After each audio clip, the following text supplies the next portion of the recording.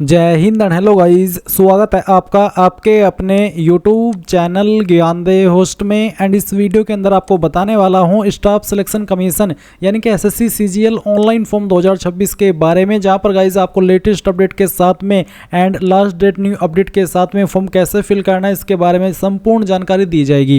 Guys अभी भी आपके पास ठीक ठाक समय इस फॉर्म को भरने का, क्योंकि फॉर्म को फिल करने की लास्ट डेट 22 जून 2026 है। और जैसे जैसे लास्ट डेट नज़दीक आ रही है वेबसाइट के अंदर कोई ना कोई ग्लिच आ जाता है, सर्वर डाउन हो जाता है, कई बार ओटीपी नहीं आता, कई बार आपका आधार ऑथेंटिकेशन नहीं होता, कई बार फोटो सिग्नेचर अपलोड नहीं हो पाते। ये सब इश्यूज जब कैंडिडेट इतनी संख्या में वेबसाइट के ऊपर विजिट करते हैं और सर्वर डाउन हो जाता है उसके चलते आते हैं। तो मैं नहीं चाहता कि आप ये इशू फेस करें। एंड अभी भी अगर आप कुछ इस तरह का इशू फेस करें तो उसके लिए एक सोल्यूशन ये है कि आप रात में जितना लेट हो सके फॉर्म को भरिए। आप 12-1 बजे रात के 12-1 बजे से लेकर के सुबह के 3-4 या 5 बजे फॉर्म को फिल करना। इस वक्त वेबसाइट का सर्वर सही से काम करेगा, क्योंकि कैंडिडेट की संख्या वेबसाइट के ऊपर कम होगी और आप अपना फॉर्म आराम से स्मूथली भर पाएंगे। भले ही आपकी थोड़ी बहुत नींद खराब हो, बट हाँ आपका फॉर्म आराम से भरा जाएगा। आगे इस वीडियो के अंदर मैं आपको अच्छे से बताऊंगा कि अगर आप पहले से रजिस्टर्ड है तो कैसे आपको लॉगिन करके अपनी डिटेल अगर मॉडिफाई करनी तो वो मॉडिफाई करते हुए फॉर्म को भरना है।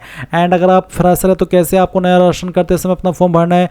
अगर आप अपेयरिंग है तो कैसे क्वालिफिकेशन की जानकारी भरनी है, और अगर आप पास आउट है तो आपको कैसे भरनी है, ये सब इन्फॉर्मेशन अच्छे से एक्सप्लेन की जाएगी और कैटेगरी की इन्फॉर्मेशन भी दी जाएगी, चाहे आप SC ST OBC क्यों ना हो। चलिए शुरू करते हैं। अगर आपने अभी तक वीडियो को लाइक शेयर नहीं किया हो तो कर देना और चैनल को सब्सक्राइब करके बेल आइकन ऑन कर लेना। फिर जो लिंक मैंने आपको इस वीडियो को डिस्क्रिप्शन में दिया आप ओपन कर लेंगे, आपको जानने को मिलेगा कि वैकेंसी 12,256 पोस्ट पर निकाली गई है। और जैसे कि मैंने अभी बताया कि फॉर्म आप 22 जून 2026 तक भर सकते हैं। फिर यहाँ पर इसमें मोस्टली सभी पोस्ट पर ग्रेजुएट की योग्यता मांगी है, बट कुछ ऐसी पोस्ट है जिस पर जो ग्रेजुएट है वो स्पेशल डिसिप्लिन में मांगी, यानी कि स्पेशल क्वालिफिकेशन होनी चाहिए कि आपकी ग्रेजुएशन इस डिसिप्लिन में हो या फिर इस सब्जेक्ट में हो। तो आप यहाँ पर इसकी इन्फॉर्मेशन देख सकते हैं। फीस यहाँ पर जनरल OBC के लिए 100 है और SC ST and all category female इनके लिए कोई फीस नहीं है। एंड गाइज अगर आपको फेस नोटिफिकेशन में प्रॉब्लम आए या फिर समझ में ना आए कि कैसे करना है तो आप एक बार इस वीडियो को वॉच कर लेना। इसमें मैंने फेस ऑथेंटिकेशन के बारे में बताया, सिग्नेचर कैसे बनाना है मोबाइल से या कंप्यूटर से और फिर कैसे अपलोड करना है वो बताया,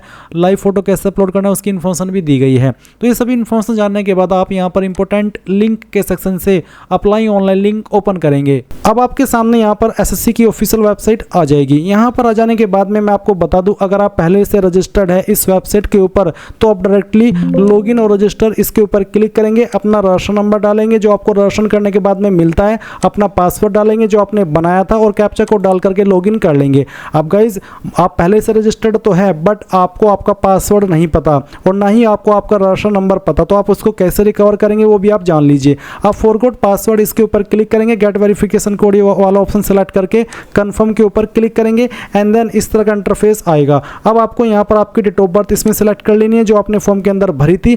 10th का एजुकेशन बोर्ड आपको यहाँ पर सेलेक्ट कर लेना है, फिर रजिस्टर्ड ईमेल आईडी या फिर नंबर को एक चीज डालनी है और गेट वेरिफिकेशन कोड इसके ऊपर क्लिक करना है। इसके बाद आपको आपके नंबर और ईमेल दोनों के ऊपर OTP सेंड किया जाएगा। कोई भी एक OTP डाल करके जब आप कंटिन्यू करेंगे तो आपको डिस्प्ले के ऊपर यहीं पर आपका राशन नंबर शो होगा और साथ ही आपको एक न्यू पासवर्ड बनाने को बोला जाएगा। तो न्यू पासवर्ड जब आप बनाएंगे तो इस तरह का बनाएंगे जैसे कि मैं आपको यहाँ पर डेमो दे करके दिखा रहा हूँ, जिसमें कि इंग्लिश का कैपिटल लेटर, स्मॉल लेटर, एक स्पेशल कैरेक्टर और साथ ही डिजिट, कुछ इस तरह का पासवर्ड आप बनाएंगे और उसको डाल करके जैसे आप सबमिट करेंगे तो आपका पासवर्ड बन जाएगा और इस पासवर्ड का इस्तेमाल करके आप यहाँ पर लॉगिन हो जाएंगे।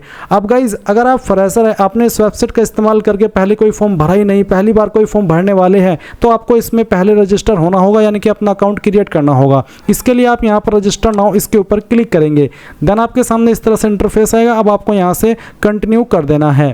कंटिन्यू करने के बाद अब आप यहाँ पर देख सकते हैं कि आपके सामने आधार OTP का जो एक सेक्शन है यहाँ पर डाल दिया है। अगर आप पहले से रजिस्टर्ड कैंडिडेट है तो गाइज जब आप लॉगिन करेंगे उस वक्त आपको ये OTP वेरिफिकेशन करना होगा, बट आप तो फ्रेशर है, पहली बार इस वेबसाइट का इस्तेमाल करके फॉर्म भर रही है, तो इसलिए आपको ये चीज़ अब पहले ही करनी है जो कि 2 जून से स्टार्ट हो रही है। तो यहाँ पर पूछेगी कि आपके पास आधार कार्ड है, अगर है तो आप यस करके अपना आधार नंबर डालेंगे, उस नंबर को दोबारा डाल करके वेरीफाई करेंगे, यहाँ पर टिक करेंगे। अगर आपको जो इन्फॉर्मेशन यहाँ पर इंग्लिश के अंदर ये पैराग्राफ दिया गया है इसको हिंदी के अंदर पढ़ना है या फिर सुनना है तो आप स्विच टू हिंदी के ऊपर क्लिक करके इस ऑडियो वाले निशान के ऊपर क्लिक करके इसको सुन भी सकते हैं।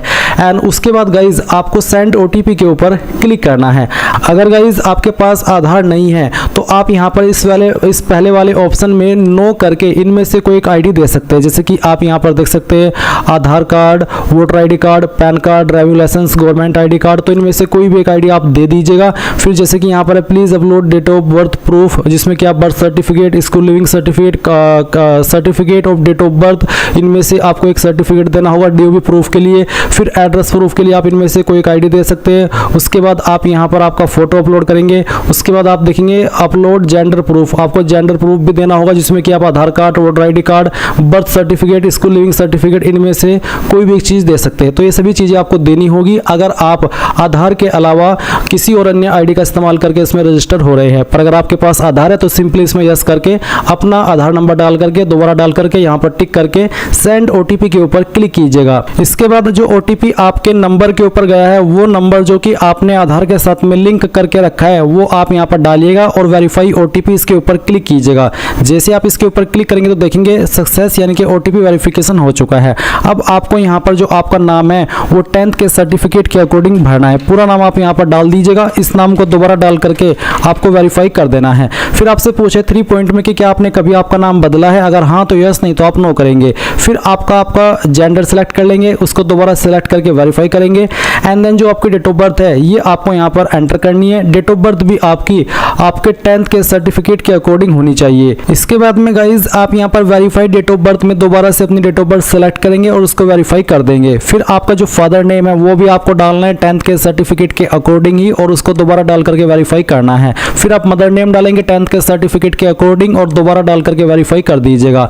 8 पॉइंट है matriculation 10th class education board, आपने आपकी 10वीं किस बोर्ड से की है। यहाँ पर आपको काफ़ी सारे बोर्ड देखने को मिल रहे हैं, तो इनमें से जो भी आपका बोर्ड है वही बोर्ड आपको यहाँ पर सिलेक्ट कर लेना है। ये बोर्ड सिलेक्ट करने के बाद में आप यहाँ पर देखेंगे 9 पॉइंट रोल नंबर का, तो जो आपका रोल नंबर है वो भी आपको 10th के सर्टिफिकेट के अकॉर्डिंग यहाँ पर भरना है। और आपको बोला कि roll code is given in your matriculation certificate then enter roll code, यानी कि अगर आपके 10वीं के सर्टिफिकेट के ऊपर रोल कोड है तो आप यहाँ पर रोल कोड भी दे सकते हैं। तो बेसिकली अगर रोल नंबर है तो रोल नंबर डाल दीजिए, रोल कोड है तो रोल कोड डाल दीजिएगा और उसको दोबारा डाल करके वेरीफाई कीजिएगा। फिर आता है ईयर ऑफ पासिंग, किस साल के अंदर आपने आपकी 10वीं पास कर ली थी वो साल आप यहाँ पर सेलेक्ट कर लेंगे, उसको दोबारा सेलेक्ट करके आपको यहाँ पर वेरीफाई कर देना है। 11 पॉइंट है highest level of education qualification, वो आपकी क्वालिफिकेशन जो कि आपने कंप्लीट की हो। अगर आप अभी कोई क्वालिफिकेशन कर रहे हैं जैसे कि डिप्लोमा, ग्रेजुएशन, तो आप उसको सेलेक्ट ना करिएगा, आप वही क्वालिफिकेशन सेलेक्ट करिएगा जो कि आपकी कंप्लीटेड है। उसके बाद आप देखेंगे कैंडिडेट्स मोबाइल नंबर, आप आपका मोबाइल नंबर डालिए जो कि आप रजिस्टर करना चाहते हैं। और फिर जैसे कि मैं यहाँ पर आपको नंबर डाल करके दिखाता हूँ, तो चलिए हम यहाँ पर एक नंबर एंटर कर देते हैं। तो आप यहाँ पर जैसे ही नंबर डालेंगे आपको सेंड OTP का ऑप्शन देखने को मिलेगा, आप इसके ऊपर क्लिक कीजिएगा और उसके बाद में गाइज आपके नंबर के ऊपर OTP जाएगा, वो OTP आप यहाँ पर डाल दीजिएगा। फिर आप आपकी ईमेल ID डालेंगे और जैसे ही आप ईमेल ID फिल करेंगे तो सेंड OTP का ऑप्शन मिलेगा, आप जैसे उसके ऊपर क्लिक करेंगे तो आपकी ईमेल के ऊपर भी OTP चला जाएगा। फिर आप वो OTP भी यहाँ पर डाल देंगे। उसके बाद जो भी जानकारी आपने यहाँ पर भरी है उनसे भी को चेक करेंगे और सेव एंड नेक्स्ट के ऊपर क्लिक कर देंगे। एंड देन गाइज आप यहाँ पर देखेंगे success personal detail submitted successfully. अब आपको यहाँ से ओके करना है और ओके करने के बाद में आपको आपका रजिस्टर नंबर मिल चुका है। ये नंबर आपको नोट कर लेना है क्योंकि ये आपको फ्यूचर में बहुत काम आएगा SSC का कोई भी फॉर्म भरने के लिए। तो अब आपको यहाँ पर क्या करना है, आपको कंटिन्यू के ऊपर क्लिक करना है। अब गाइज यहाँ पर आपके सामने कुछ ऐसा इंटरफेस आएगा, तो आपको यहाँ पर आपका रजिस्टर नंबर डालना है जो कि अभी आपको मिला है और फिर आपको यहाँ पर आपका पासवर्ड ईमेल के माध्यम से सेंड कर दिया है, वो पासवर्ड आप यहाँ पर डालेंगे। एंड उसके बाद में जो कैप्चा कोड आपको दिखाई दे रहा है आपके डिस्प्ले के ऊपर, वो आप यहाँ पर डालिएगा एंड देन साइन इन के ऊपर क्लिक कीजिएगा। इसके बाद में यहाँ पर आपको बोला है please set a new password, तो आपको यहाँ पर एक नया पासवर्ड बनाना है, बट पहले आप यहाँ पर आपका ओल्ड पासवर्ड डालें जो कि अभी आपको ईमेल के माध्यम से मिला। एंड देन फिर आप एक न्यू पासवर्ड बनाएंगे जिसमें कि आपको यहाँ पर एक इंग्लिश का कैपिटल लेटर कम से कम एक, स्मॉल लेटर कम से कम एक, ज्यादा कितने भी रख सकते हैं, एक नंबर और कोई एक स्पेशल कैरेक्टर। एग्जाम्पल मैं आपको यहाँ पर देकर के दिखाता हूँ, आप देख लीजिए। कुछ इस तरह का पासवर्ड आप बना लीजिएगा जिसमें कि इंग्लिश का कैपिटल लेटर भी है, स्मॉल लेटर भी है, स्पेशल कैरेक्टर भी है दो डिजिट भी है। तो ये पासवर्ड बनाने के बाद में आप उसको दोबारा यहाँ पर डाल करके वेरीफाई कर दीजिए। फिर आपको यहाँ पर एक सिक्योरिटी क्वेश्चन सेलेक्ट कर लेना है एंड उसका आंसर आपको आपकी मर्जी के अकॉर्डिंग यहाँ पर दे देना है और फिर सेकंड सिक्योरिटी क्वेश्चन आपको सेलेक्ट करना है और फिर उसका जो आंसर है वो भी आपको यहाँ पर डाल देना है एंड उसके बाद गाइज आप सेव एंड नेक्स्ट के ऊपर क्लिक करेंगे। अब आप यहाँ पर देख सकते हैं आपका पासवर्ड सक्सेसफुली क्रिएट हो चुका है। अब आप यहाँ से ओके कीजिए और ओके करने के बाद में आपको यहाँ पर आपके रजिस्टर नंबर एंड जो आपने पासवर्ड बनाया है उसका इस्तेमाल करके कैप्चा कोड डालना है और लॉगिन के ऊपर क्लिक करना है। इसके बाद आप यहाँ पर देखेंगे एडिशनल डिटेल। तो आपको यहाँ पर पहले आपकी कैटेगरी सेलेक्ट करनी है, SC ST OBC या फिर जनरल, तो जो भी है वो आप यहाँ पर सेलेक्ट कर लीजिए। फिर आपकी कैटेगरी दोबारा सेलेक्ट करके वेरीफाई कर ले एंड देन आप यहाँ पर नेशनलिटी के अंदर सिटीजन ऑफ इंडिया सेलेक्ट कर लेंगे।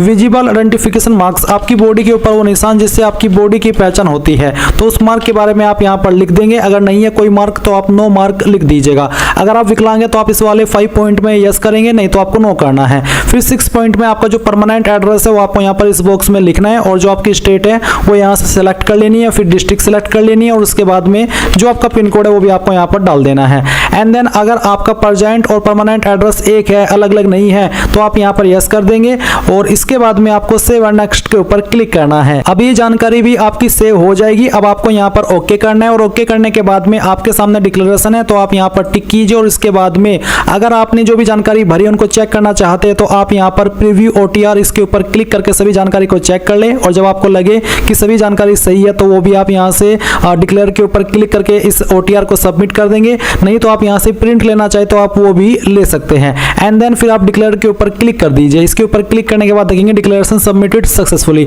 अब आप यहाँ से ओके कर दीजिए। अब गाइज यहाँ पर आप जैसे ही अपना OTR कर लेंगे, अपना राशन कर लेंगे तो आपके सामने यहाँ पर इस तरह का इंटरफेस आ जाएगा। मैं आपको बता दूं अगर आप पहले से रजिस्टर्ड है और आपने यहाँ पर लॉगिन किया और आपके सामने ये वाला इंटरफेस आया और गाइज आपको अपनी पुरानी इन्फॉर्मेशन में से कोई इन्फॉर्मेशन एडिट करनी है वो गलत हो गई थी तो आप उसको कैसे करेंगे वो भी आप यहाँ पर जान लीजिए। आपको यहीं पर एडिट राशन डिटेल्स का एक सेक्शन देखने को मिल रहा है, आप यहाँ पर इसके ऊपर क्लिक करना और इसके ऊपर क्लिक करने के बाद इस तरह का इंटरफेस आएगा।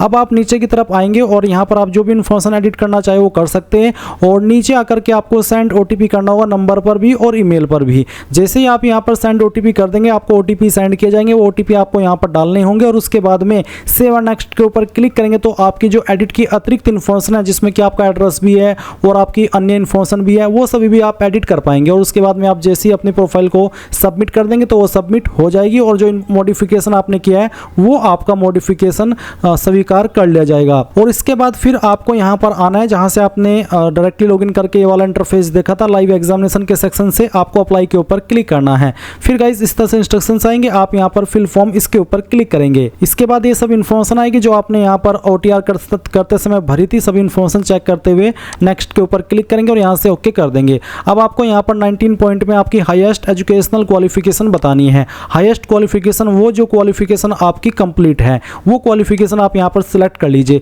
फिर 20 पॉइंट है details of qualifying educational qualification. ये क्वालिफाइंग एजुकेशनल क्वालिफिकेशन वो होती है जिससे कि आप इस पोस्ट पर अप्लाई करने के लिए एलिजिबल होते हैं और हाईएस्ट क्वालिफिकेशन आपकी ग्रेजुएशन, पोस्ट ग्रेजुएशन या PhD वो कुछ भी हो सकती है। तो 20 पॉइंट में आपको वो क्वालिफिकेशन बतानी है जिससे कि आप अप्लाई करने के लिए एलिजिबल हो रहे हैं। तो इसमें अप्लाई करने के लिए एलिजिबल होते हैं ग्रेजुएशन से, तो मैं यहाँ पर ग्रेजुएशन सेलेक्ट कर लेता हूँ। फिर 20.1 है आपका एजुकेशनल क्वालिफिकेशन स्टेटस। अब जो आपने ये क्वालिफिकेशन सेलेक्ट की है ग्रेजुएशन, ये आपकी पास है या फिर अभी आप कर रहे हैं। अगर आप एपियरिंग है तो आप यहाँ पर 2026 ईयर सेलेक्ट करेंगे और अगर आप पास हैं तो आप पास सेलेक्ट कर लेंगे। इसके बाद आप यहाँ पर पासिंग ईयर जो भी आपका है वो सेलेक्ट कर लीजिएगा। फिर 20.3 में आपको आपकी स्टेट बतानी है कि कौन सी स्टेट से आपने इस क्वालिफिकेशन को किया है। उसके बाद में 20.4 में आपको बताना कि आपने कौन सी यूनिवर्सिटी, कौन सी इंस्टीट्यूट से आपकी इस क्वालिफिकेशन को किया है। अगर वो यहाँ पर इसमें लिस्ट में नहीं है तो आप अदर का ऑप्शन सेलेक्ट कर लीजिएगा। फिर 20.5 में आपको फाइनल ईयर का रोल नंबर डाल देना है और जो अपियरिंग है उनके सामने में भी ये वाला ऑप्शन ना आए। और आपको ये भी कहा है कि 20.6 में कि percentage candidate who do not have their percentage mentioned on their marksheet due to कोविड-19 और any other reason for the year 2020 and 2021 can enter NA। यानी कि जिन्होंने कोविड-19 के दौरान अपनी क्वालिफिकेशन की है और उनकी परसेंटेज नहीं है तो उनको यहाँ पर 20.6 इस वाले ऑप्शन में NA लिखना होगा। बट अगर आपके पास आपकी परसेंटेज है तो आप यहाँ पर डाल दीजिए।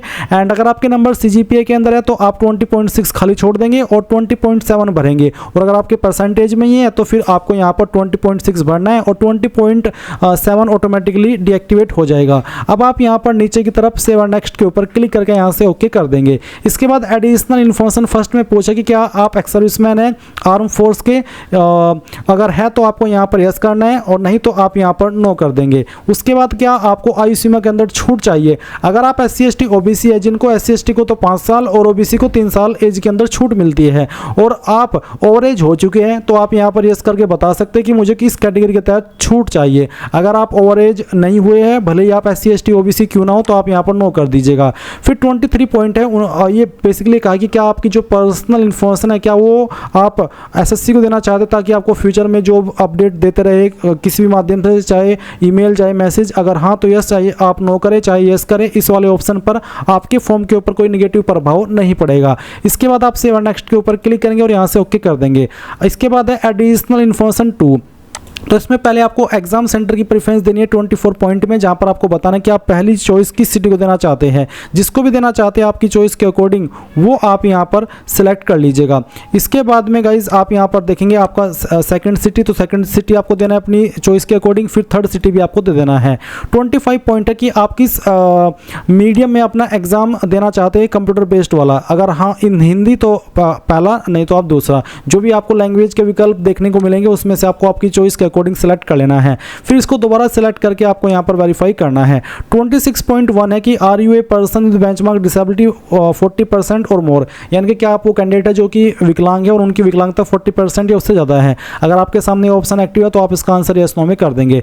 26.3 जो कि सभी के लिए एक्टिव होगा, ये बेसिकली एक आप पूछा कि क्या आपको फिजिकल लिमिटेशन है लिखने में और आप खुद से एग्जाम नहीं लिख सकते, आपको उसके लिए स्क्राइब चाहिए, अगर हाँ तो आप यहाँ पर यस करेंगे, नहीं तो आपको नो कर देना है। फिर यहाँ पर 27.1 है कि are you also applying for the post of junior statistical officer, यानी कि जो जूनियर स्टैटिस्टिकल ऑफिसर की पोस्ट है क्या आप उस पर भी अप्लाई कर रहे हैं, अगर हाँ तो आप इसमें यस करेंगे। अब ये जो जूनियर स्टैटिस्टिकल ऑफिसर की पोस्ट है इस पर अप्लाई करने के लिए, वैसे तो जो बाकी पोस्ट है उन पर तो एनी स्ट्रीम से अगर आपने ग्रेजुएशन की है अप्लाई कर सकते हैं, बट इस पोस्ट पर अप्लाई करने के लिए स्पेशल एलिजिबिलिटी आपके पास क्वालिफिकेशन की होनी चाहिए। तो अगर आपके पास वो है और आप इस पर भी अप्लाई करना चाहते तो आप यस कर दीजिएगा। फिर पूछा है आपसे 27.2 में कि जो उस पर अप्लाई करने के लिए एजुकेशनल क्वालिफिकेशन चाहिए क्या वो आपके पास है, तो आपको इसमें भी यस करना होगा तभी आप एलिजिबल होंगे। इसी प्रकार से क्या आपको स्टैटिस्टिकल इन्वेस्टिगेटर ग्रेड 2 पर भी अप्लाई करना है, अगर हाँ तो आप यस कर दीजिए, नहीं तो आप नो करेंगे। गाइज फिर से बता दूं, इन पर अप्लाई करने के लिए 2 पोस्ट पर अलग से स्पेशल क्वालिफिकेशन चाहिए,